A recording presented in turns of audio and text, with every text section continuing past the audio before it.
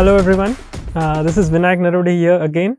In the recently conducted UPSC Civil Services examination, I have secured All India rank 37 and this was my second attempt, and in this particular video I'll be sharing a strategy on how to write an essay या फिर essay कैसे लिखे.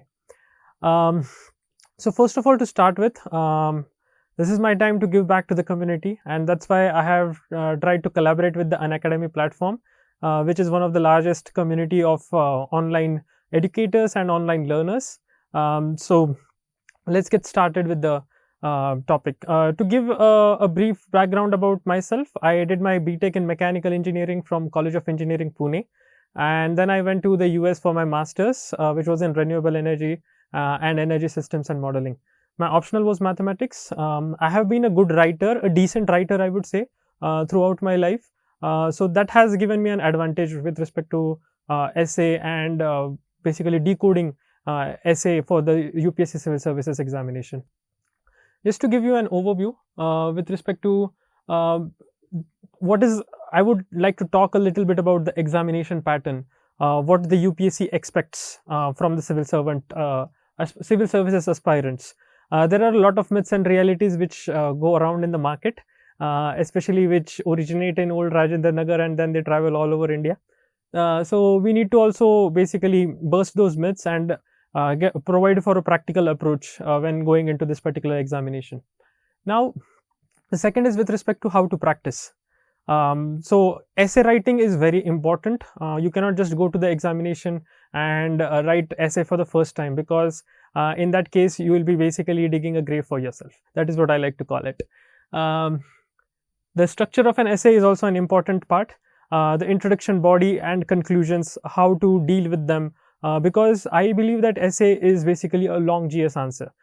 Every GS answer should have an intro, body and conclusion, and that is how you get around with these particular things.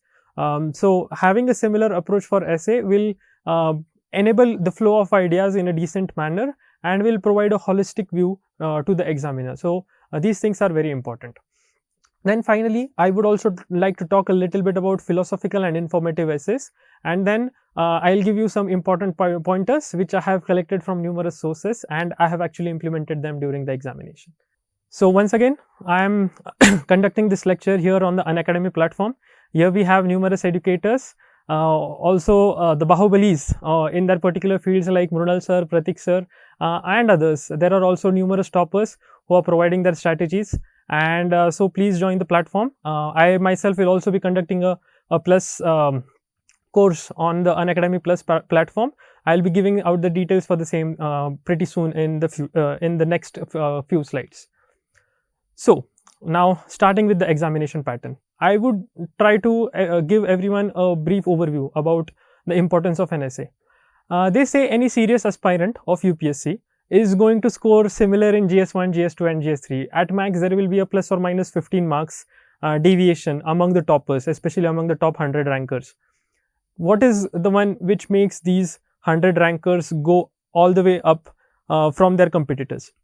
I would say there are a few things. The first one is with respect to essay, second one is with respect to GS4, and a third one is with respect to your optional. These are 1000 mark topics, and these can give you that 30-40 marks edge with respect to your competitors. And essay is a very important thing, because you see, if you are good in GS, you can score somewhere around 105-110 marks. It is considered to be a very good score, unless and until there is an outlier subject which can take you somewhere around 125-130 marks. But essay, in essay you have that sort of a freedom to go above 130, and some students have also scored more than 150 marks. So if we see that overall on an average, UPSC toppers, they score on an average around 50% marks. But essay has that capability to take you above that 50% limit and give you that 10 to 15 marks advantage over your competitors. Remember, there have been students who have scored 155, 160, and that has actually taken their rank all the way from 150s, 160s or 250s to basically single digit ranks. So essay is very important. I re-emphasize that. So what is the exam pattern like? So UPSC is basically asking you two questions. It is expecting you to write two essays. Each section will have 3 different choices. You will have to make a choice. There will be around 12 to around 10 to 12 pages. Most probably it is 12 pages, which will be provided by the UPSC for you to write an essay, and that is what is going to decide your marks. Now, as I have previously said, essay is heavily scoring if you are good at it. Now, if you are good at it, for that you need to practice it. You cannot just, as I have previously mentioned, go into the exam hall, sit for the first time and write an essay. You can do that, but it is basically the probability of success will be very less in that sort of a case. Now, what is something that you can be expecting with respect to essay? Anything above 130 is considered to be a very good score in the essays, and anything above 150 is considered to be an exceptional score. And believe me, such people, they are the ones who are getting good ranks. So essay exam pattern, this is the overview about for the essay exam pattern. Now, what UPSC expects? I have actually copied this text from the UPSC syllabus. So these are the exact things what UPSC has given, and I'll be elaborating a little bit more on the keywords what UPSC has said. So in essay paper, candidates may be required to write essays on multiple topics. So this is the thing which I talked about, that we are supposed to write 2 essays, one of each section. Now, they will be expected to keep closely to the subject. Okay, so you cannot deviate, no deviation.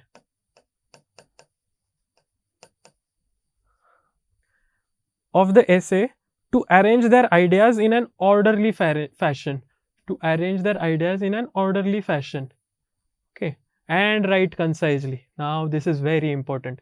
Now, why has UPSC has given these keywords? First of all, you have to write closely to the subject. So whatever is the topic, you cannot just deviate and write anything and fill up the 10 pages, 12 pages, whatever are given to you. So that is not what is expected from an administrator. And since you are writing a civil services examination, you are supposed to be an administrator. In the future, when you are working as an administrator, there are a lot of things: statement of purpose, memorandum of understandings, and other policies which you will have to write, and you will have to basically remain close to the subject. You cannot just deviate from that particular subject. So that is what UPSC is testing for you right now. So you have to stay very close to the topic. Now, arrange your ideas in an orderly fashion. Now, if I have to give you one particular example, just remember the Constitution of India. You will be surprised. It is written in such an orderly manner. The fundamental rights are clubbed together.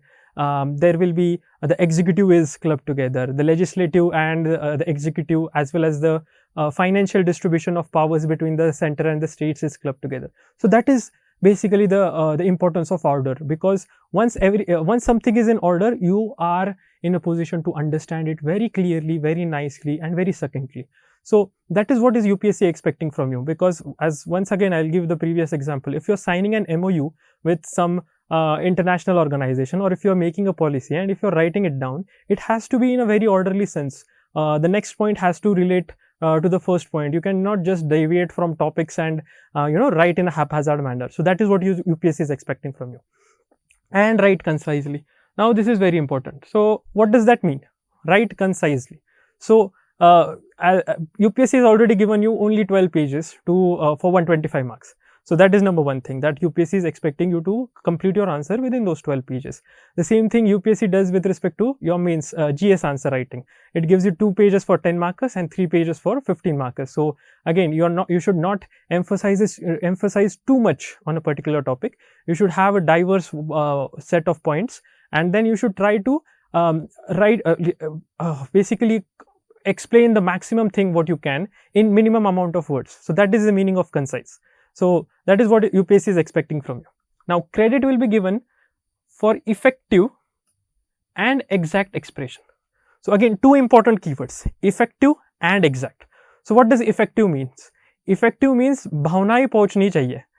You have written something and it has to convey the same meaning. So that is very important, because the examiner does not know that how much you have practiced or how many essays you have written before coming into the examination. He knows what you have actually written in that examination. He has those 24 sets of papers, and he will be judging you on that. So your expression has to be very effective. You have to convey your feelings to the examiner in that much amount of space. And what is exact expression? Again, this is kind of similar to concise. You cannot just start deviating from the topics. You have to give very concise, exact expressions. You have to basically support your arguments. if you just give a random argument and if you don't support it, people are going to think about you as you हवाओं में बात करते हो. That should not be the case. When you are giving an argument, to support it you should have some sort of facts, some sort of real life examples, or any current affair topic that is that something that you are dealing with. So that is the meaning of exact expression. That is basically supporting your arguments.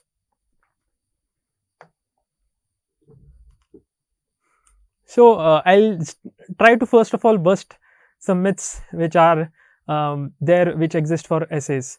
So first of all is with respect to language barriers. So a lot of times we see that people are saying that extreme flowery language is required for an essay, or you need to have a high command over English, high command over the grammar, and people who have attended schools in English medium schools or who have went to convent schools, who are frequently using English as a language, who have English as their mother tongue. So these are the ones who are scoring higher marks. So I would say all these are myths. No such things exists. Flowery language can help you score 2 or 3 or 5 at max extra marks per essay, but that is not something that is going to decide your entire marks. That is not going to be something that is going to put you from 130 to 90 marks. So you have to first of all remove that particular hindrance, or you have to go into that particular mindset that whatever language you have, you will be able to score well if you have diverse set of points, if you have good connecting pointers in between the different paragraphs, and if you are supporting your arguments with different examples, facts, figures, or you can also use flowcharts. That is something that is also a myth, that you cannot use diagrams or flowcharts in an essay. I would say if you are good at it, if you can convey your expressions, अगर आप आपकी भावनाएं पहुंचा सकते हो through flowcharts, diagrams, go for it. It is not going to impact your marks. In fact, it can give you better marks. So all these are myths. English command is not needed, and if you are very much averse to writing in English, you can and if you have chosen Hindi or any other language as your expression of medium for the examination, you can write your essays in those particular languages. So what are the realities? I would say you need to have decent control over English. You do not need to have a very high control over English, and you need to be grammatically correct, but you need not have an extremely high command over grammar. So what do I mean by these things? See, if I am reading a report, I need to at least be engrossed into while I am reading that report. If there are too many spelling errors, grammatical mistakes, I will consider that, I will judge that writer of that particular report. So that should not be the case. You need to ensure that spellings are correct. There are effective commas, full stops, the expressions are grammatically correct. It is a sentence and it is not written in point-wise format as we do for a GS answer. So these are some of the things which you need to keep in mind. There needs to be continuity for every paragraph you are writing. There, what you can do for this is basically you can start using connecting words. Similarly, therefore, hence, on the other hand. These are some of the keywords which you can be using in your essays, and this is what I mean by grammatically correct expression. Flow of ideas matters and not flowery language. Once again, when you are writing an essay, it has to be connected in a very nice manner. You need to basically go from one point to other. The examiner need not understand like how did he transfer from this point to the other. If you, I'll just give a couple of examples. If you are let's say writing a paragraph and you are exploring the social dimension in it, you are talking about women inequality, for example, and if in the next paragraph you suddenly go with respect to some sort of international dimension, and then you do not explore other aspects of women inequality like education or professional experiences, then it is basically the examiner will think, array, this guy just went from one particular point to a completely different phase within one paragraph. So that kind of breaks up your essay. You need not do that. You need to be basically continuous with respect to stitching your ideas. So that is very important. The flow of ideas, it matters to a lot of extent. Diversified points rather than long expressions on one point. Now what do I mean by this? So you cannot just suppose there is an essay on patriarchy. So you cannot just keep on exploring, write 4 or 5 pages on the education aspect, that women are consistently neglected in education, their gross enrollment ratios have been previously less. So you cannot just write on education. If you're writing on patriarchy, you have to write on education, you have to write on glass ceilings, professional experience, domestic violence, violence in public places, and numerous other points. What is the status of women in administrative services? What is their status in police services? So if you are able to basically write multiple points on one particular topic, what will that do? That will convey to the examiner that basically this person is well read, he knows what he is writing, and he has a lot of diversified point of views.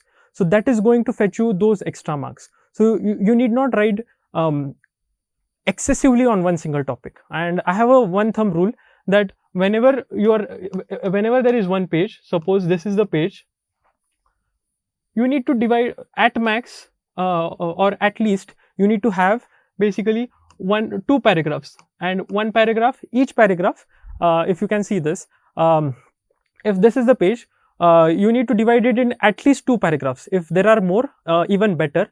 But what will this help you is, this will cover, the first half will cover one dimension and the second half will cover the other dimension. So this is going to help you basically diversify your point sets and avoid basically making that mistake of writing excessively longer on one particular dimension.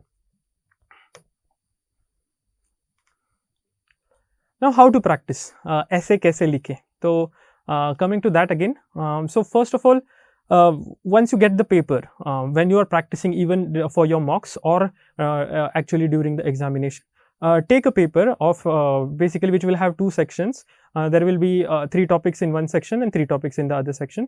So go through all the 3 topics properly. Take around 5 minutes to decide on the topic, because remember, you have 1.5 hours to write each essay, and you can definitely take 5 minutes to be sure about what topic you are writing. Once you have decided that you may be having a sufficient amount of expressions or sufficient amount of dimensions in that particular topic, or you are comfortable with that topic, now start brainstorming. Now remember, this particular thing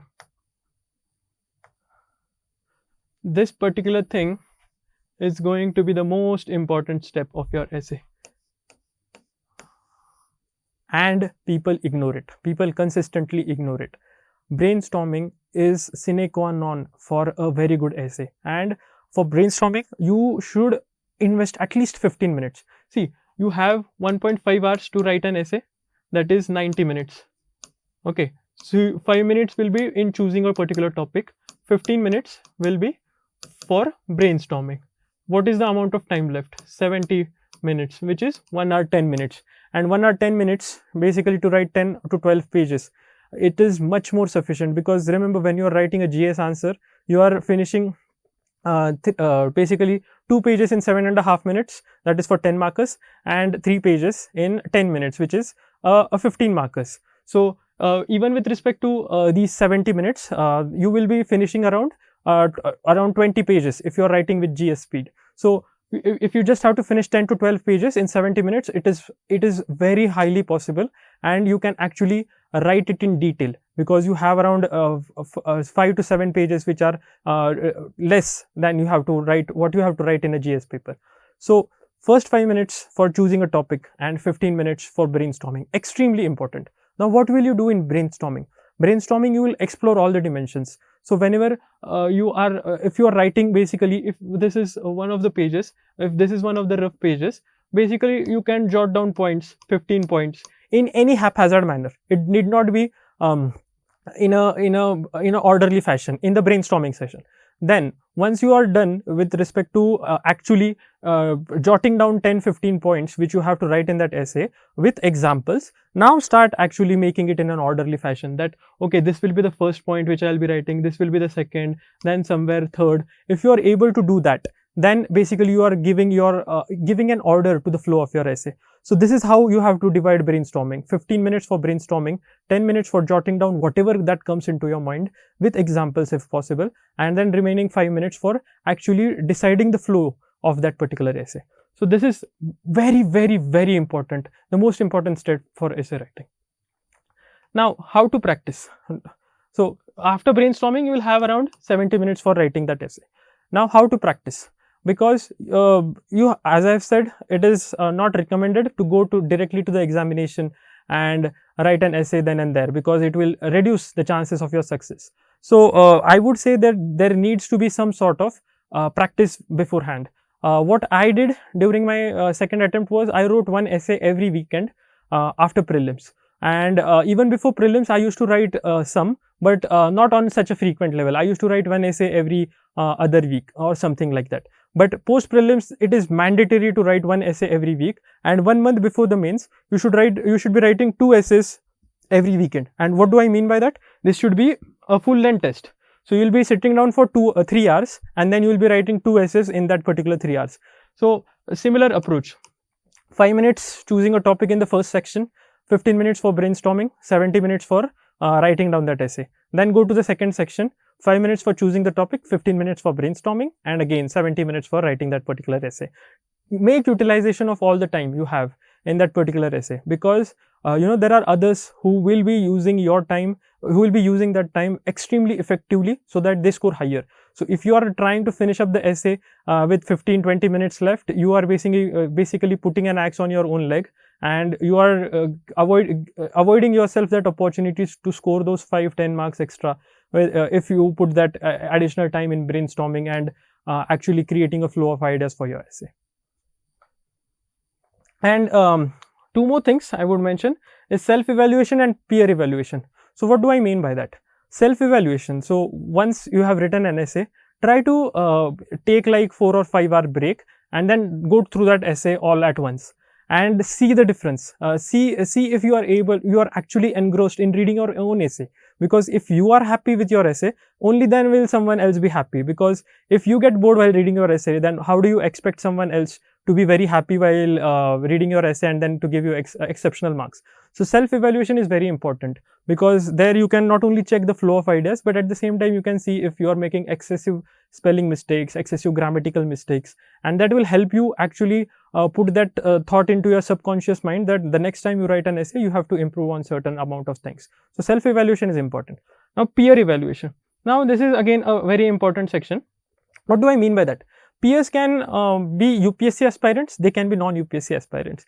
I used to send all my essays to my sister, who is a non-UPSC aspirant, and then I used to ask her that try to read these 10 pages, and then if it is actually engrossing to her, then she'll read it all and then tell me, okay, it was a good essay. If she gets bored, then she'll just not read it and she won't give me any feedback. So that way I would understand that even to a novice person who is not a UPSC aspirant, they are actually, whether they are engrossed or whether they get bored while reading that essay. So that also helps. You can also give it to your friends who are non-UPSC members. But at the same time, you also need to give it to the friends who are UPSC aspirants, who know what actually the UPSC is demanding, whether you are sticking to the topic or whether you are deviating a lot from the topic. So peer evaluations, both non-UPSC aspirants and UPSC aspirants, is very important. And if you do not have very serious friends who at the same time are preparing with you, you can join a test series to have a third party official feedback, and you can actually work on that feedback. That will also help you to get better marks. So this is optional. It depends on you whether to join a test series or not. But if you are joining a test series, this particular thing about full length test, it will get done in this particular section itself. So you need not do a separate practice of 3 to 4 full length tests before mains, because if you have joined a test series, you will be writing full length tests.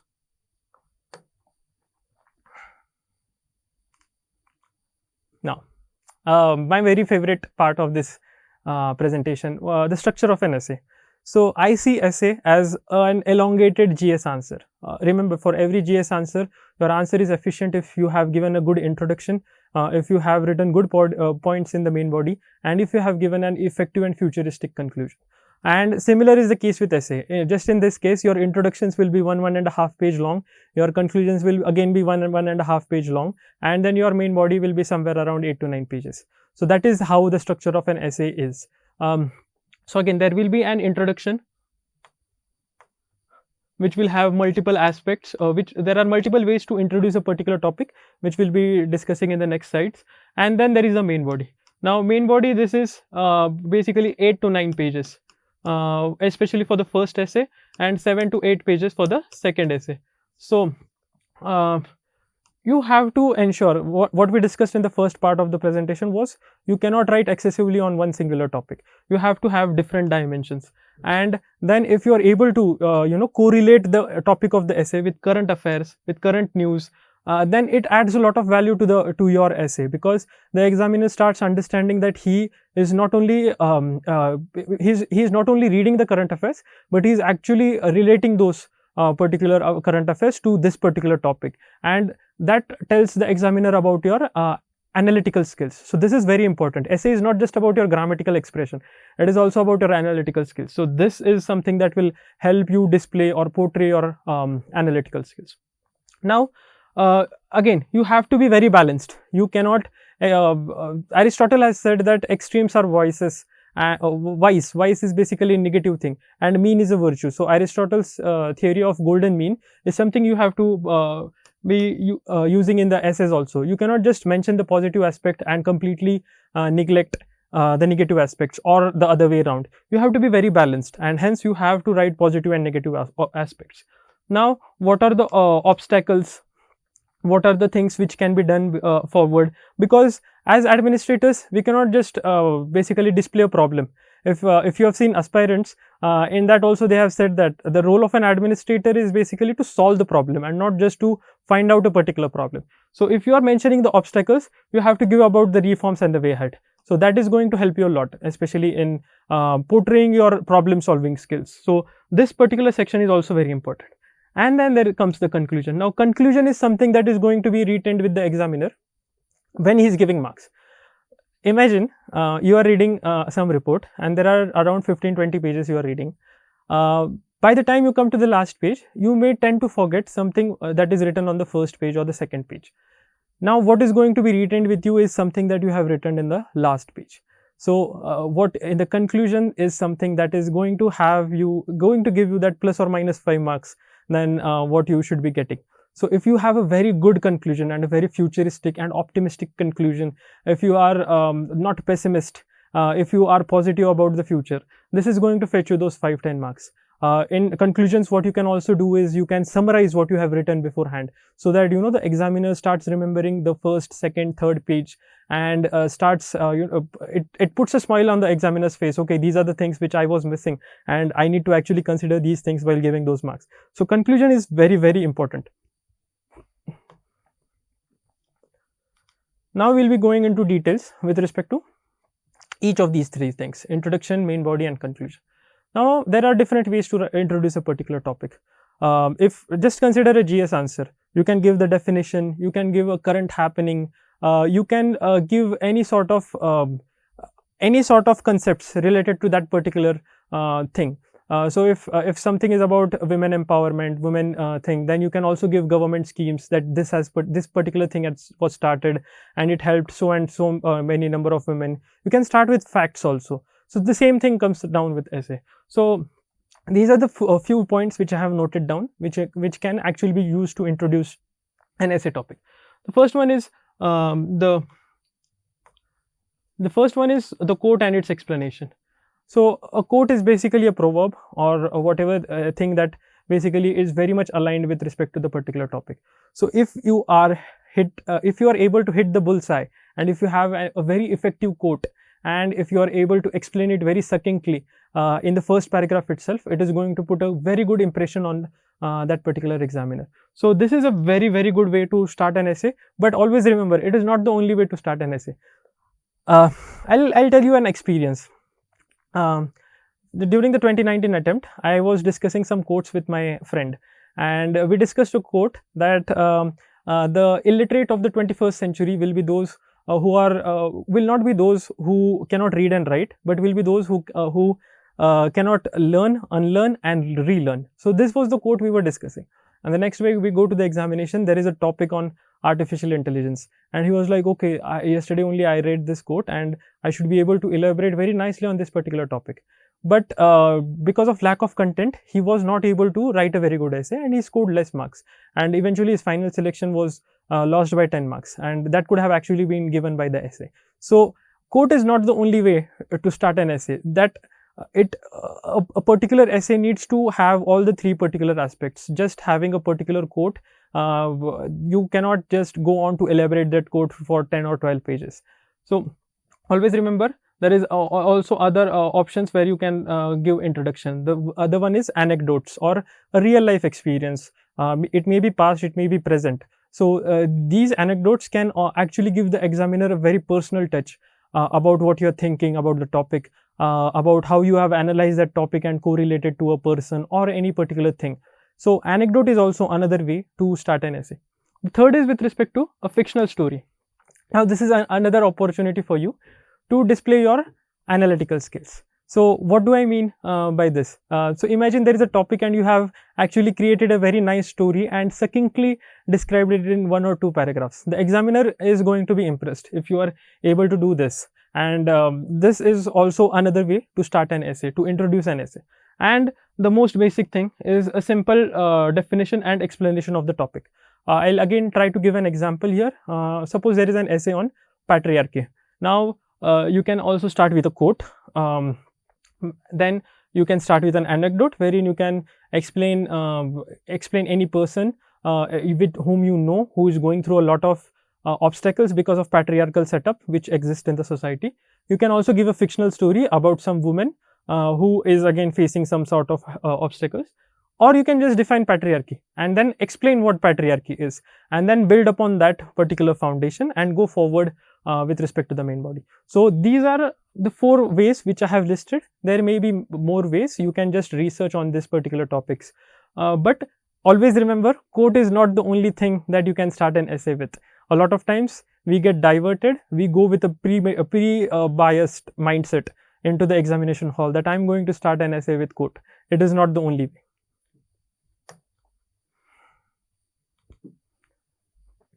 Coming to the main body, this is, as I have previously mentioned, will be around 8 to 9 pages in your first essay and 7 to 8 pages in your second essay. Why do I keep saying that? Because the second essay, try to write it a little bit shorter, because if the examiner, if he's made to read 24 pages, he may get a little bit bored. But if you are writing something around 20 to 23 pages, it will just improve his retention power and make him happier that the paper is over, and he can give you, like, you know, those plus 5 marks extra. So how to deal with the body? Remember, in when we discuss what UPSC is expecting from you, it is expecting concise expression. So you need to explore a lot of dimensions. You cannot, this is not journalism. We are writing a civil services examination. So we need to give a comprehensive and holistic point of view about a particular topic. So you need to explore dimensions. Now you cannot create dimensions out of thin air. So how do you create dimensions? The UPSC has already provided you a lot of dimensions, especially in the GS papers. So if you look at GS1, you have history. So this is the temporal scale. This is one dimension, temporally, historically. In the ancient age, this was the case. In the medieval age, this was the case. In the modern history, this happened. Or in post-independence, these were the things which actually took place. So you can have the temporal dimensions. Now the geography. So what do I mean by geography? It just means that in this part of the world, this is the case. In West, the patriarchal setup is seen in professional life wherein there is glass ceilings. But in the East, it is also seen in domestic spheres wherein women are not even given adequate amount of education, or they are not allowed to even work in the professional sector. So that is geography. So society, the social dimensions, the impact on SC, STs, OBCs, physically handicapped, the problems with women. Similarly, you can find other dimensions. So this the UPSC syllabus is itself providing you 10 to 15 dimensions through different bullet points which exist in each GS paper. So this is the way to create those dimensions. What are other ways?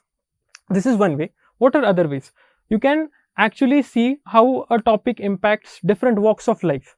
Now what do I mean by that? There is an individual, then a group of individuals is a family, professional life experience, society. How is it going to impact the nation, a particular community, or the earth at large, or the global community at large? So this is another way to create dimensions. Now, as I have said, you are an administrator. You are not supposed to note down only problems. You are supposed to give out some sort of solutions to everything and anything that is provided, a problem which is mentioned by you. So this is an extremely important aspect of main body. Now, examples, facts and figures to substantiate. Again, I would re-emphasize every paragraph should have a thesis statement. So, what is this thesis statement? So, thesis statements means a particular argument you are making.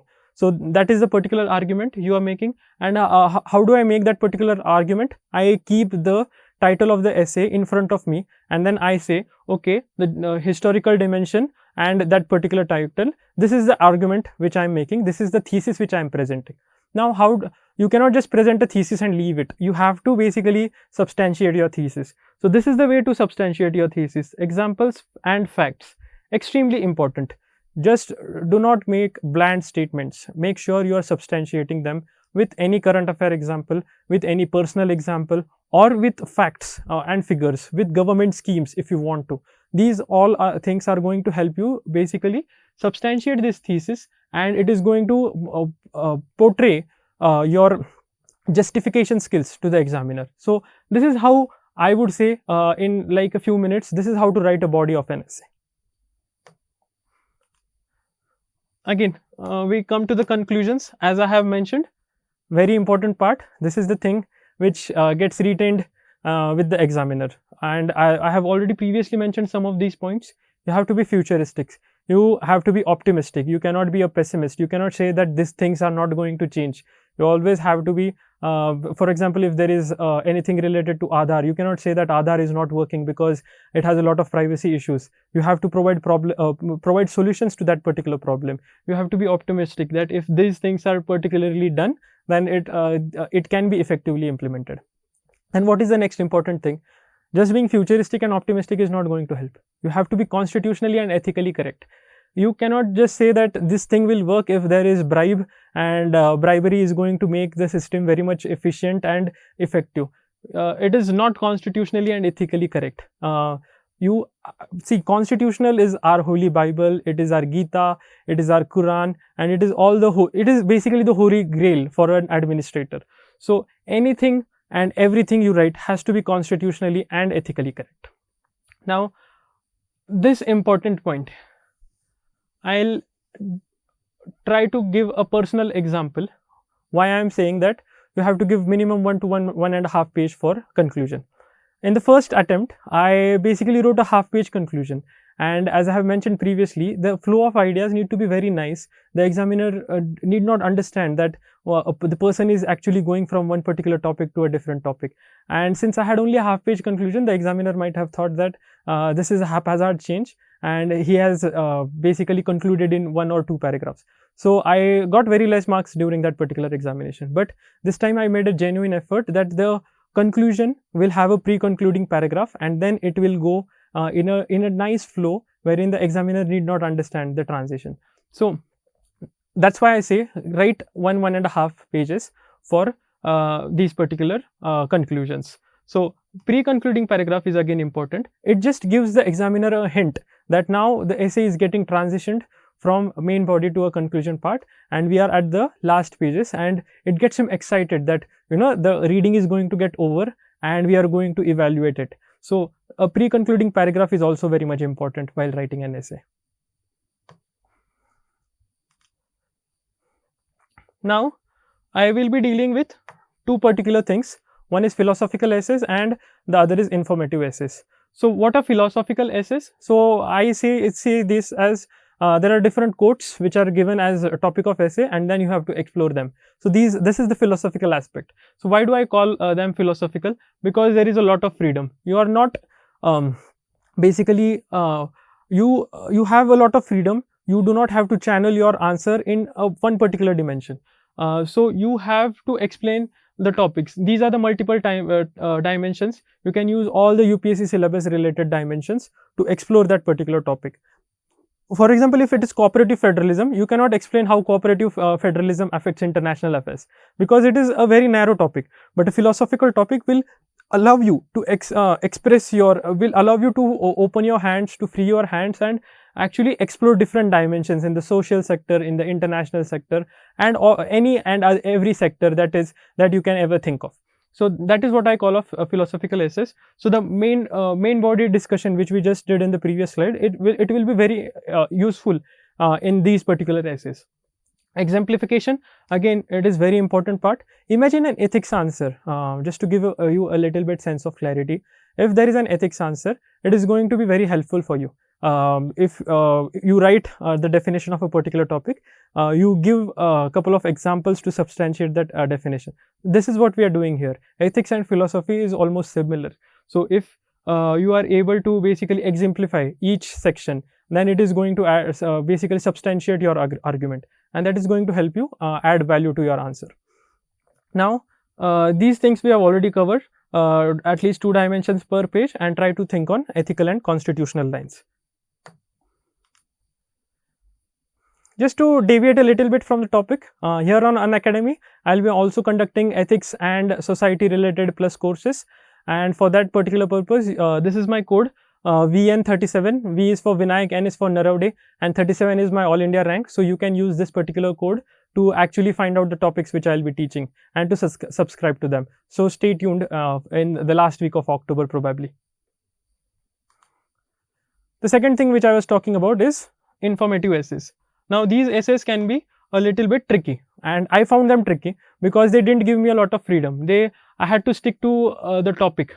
I cannot explore all the dimensions in certain cases, especially in these informative essays. So you need to be very thorough while with the topic while writing these. And this is, for example, if there is something related to polity, you have to be thorough with the polity and you have to stay aligned with that political aspect. And that is only way to write these particular essays. You need not explore all the dimensions. As I have said, you have to be, in this case, it can be one-dimensional essay, because these are informative. You cannot see the social impact of a cooperative federalism related approach. So this is one thing. So you need to understand a definite flow. Just to give an example, for example, cooperative federalism, how did it emerge? Post independence, we had a centralized structure. We had the planning commission which was doing all the planning, and then eventually we started thinking about cooperative federalism. Now we have the Niti Aayog. Niti Aayog is basically taking the states together and then making recommendations to the center, and then we are having a comprehensive cooperative culture existing in the society. So that is the way you need to write these informative essays. These can be one-dimensional, so you have to be very thorough with the topic. You cannot deviate from the topic and go to different dimensions like social or international in certain cases. So I would advise you can keep them smaller, because these are unidimensional, or these have very few dimensions associated with them. You can keep them smaller rather than writing for 12 pages. And again, stick to the demand of the question, stick to whatever is given in the question. You need not deviate from the topic. So very, very important. Practice a lot on informative essays, because I found it very easy to write philosophical essays, because I always had a good chunk of examples to substantiate my thesis statements, but the same thing did not exist with me in informative essays. So I practiced them a lot, but luckily when I wrote this examination, both the sections had a philosophical essay or a philosophical topic wherein I could have that freedom to explore a lot. So that is the way. For informative essays, I would really advise to practice a lot. Now this will be the last slide. Some important pointers before going, which these you need to keep in mind. So you are writing a civil services examination. You cannot name call an individual. You cannot say this particular politician did this or this particular political party did this. You have to be very balanced. See, political neutrality is a thing which is explained in the code of conduct for civil servants, and you need to adhere to that. You cannot individually name call, defame anyone, because there are laws which are existing for all these things. And if you cannot do it in public, you should not be doing it in an essay paper. So don't have extreme views. I have already mentioned this. Aristotle's theory of golden mean. You need to have a balanced opinion. You need to provide the good points. You need to provide the bad points. You will put yourself in bad light if you are just exploring one particular dimension, either the good or the bad. You have to portray all the good and the bad points associated with a particular topic. Don't criticize the government excessively. I am not saying don't criticize the government at all. For example, if there is something related to COVID second wave, criticize the government a little bit, that things could have been better. There is a more decent way to criticize. You cannot just say that government did a very bad job in these particular sections. You are basically aspiring to join the government, and you cannot criticize. जिस थाली में खाते हैं उसी थाली में छेद नहीं कर सकते हम. You cannot excessively criticize the government. You have to criticize, but in decent manner. And then at the same time, if you are criticizing, basically you are providing the problems, but at the same time you also have to provide solutions. So that is the way to balance your arguments. You cannot just continuously and excessively criticize the government. Even if the topic is provocative, your essay shouldn't be. See, you are going to be an administrator. If you are going to be an IAS, you cannot have communal prejudices or any other prejudice which should exist. You should take everything at its face value in an objective manner. So that is the way. Even if the topic is provocative, you cannot let your essay be provocative. You have to provide a balanced stand. I have already mentioned this, give solutions and not just problems. But at the same time, when you are giving solutions, they should be practical. They cannot be utopian. See, there are a lot of reports which have come, and those recommendations are pending for 15, 20, 30 years. So you cannot just keep on writing those particular recommendations in your essay topics. Do write them because they are very important. But at the same time, try to give some practical solutions that will actually impress the examiner, that he is thinking in the most practical way. He is actually going with the low hanging fruits, and then once those low hanging fruits are solved, then we can go for a larger picture. So that is the way with respect to that is what I mean by the solution should be practical. I have already mentioned this next point, that we are writing a civil services examination. We are not here for journalism. We cannot take one particular stand or just go on ranting about one particular dimension for 10-15 pages. You are supposed to be an IAS, IPS or an IRS officer. You are not supposed to be a journalist. So understand what you are writing, where you are writing. And one more important thing, it is not possible to cover everything in one video. So Anudip Durishetty sir, who has been All India rank in one of the previous examinations, I guess it was 2016 or 2017, he has a very good blog written for essay. He also has a book. So you can either go through that blog or through his book for that, for more details on like the introduction, the different examples about how to start, how to introduce an essay, how to write the main body. So this is a very good resource. I have personally followed it, and you can do that too. So this was all about how to write an essay or essay kaise likhe, and stay tuned on the Unacademy platform. This is again Vinayak Narwade, All India rank 37, and you will be looking forward to basically working with me in the future videos. Thank you.